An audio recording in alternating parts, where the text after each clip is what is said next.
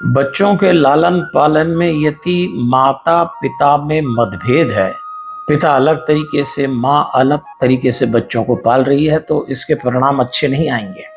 रावण, जिसका नाम बचपन में दशानन था, रावण के पिता ऋषि थे विश्रवा और माँ राक्षसी थी केकसी। अब इनका विवाह कैसे हुआ अभी छोड़ दीजिए, लेकिन रावण के पिता चूंकि ऋषि थे तो ब्रह्म मुहूर्त में रावण उस बालक को उठाते दशानन को। और एक दिन पिता ने कहा कि क्या बात है, तेरी आंखों में नींद क्यों है, तेरे शरीर पे शस्त्रों के चिन्ह क्यों है, तेरी देह इतनी बलिष्ठ क्यों है, क्या करता है तू रात को, ब्रह्म मुहूर्त में तुझे उठना है, तू अलसाया हुआ क्यों है। तब उस दशानन ने, जिसको रावण कहते हैं, एक दिन अपनी माँ से कहा कि माँ मुझे एक बात बताइए, आप लोग मुझे क्या बनाना चाहते हैं। ब्रह्म मुहूर्त में पिताजी उठा देते हैं और शास्त्र सिखाते हैं, देर रात तक मामा और नाना मुझे शस्त्र चलाना सिखाते हैं। पिताजी कहते हैं हम ऋषि हैं, जो तुम्हारे पास है वो बांट दो। नाना और मामा कहते हैं जो दूसरों का है वो लूट लो।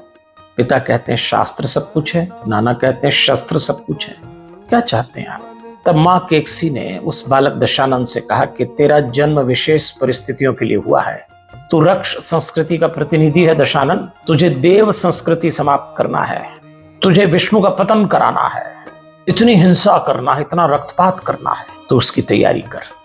तब वो बालक कंफ्यूज हो गया आज की भाषा में।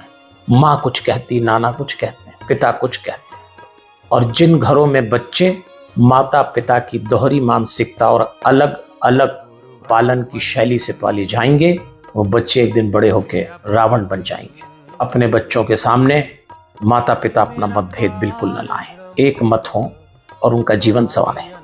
हमारे हनुमान गुरु हनुमंत मेरा भगवंत, वही मेरा पार।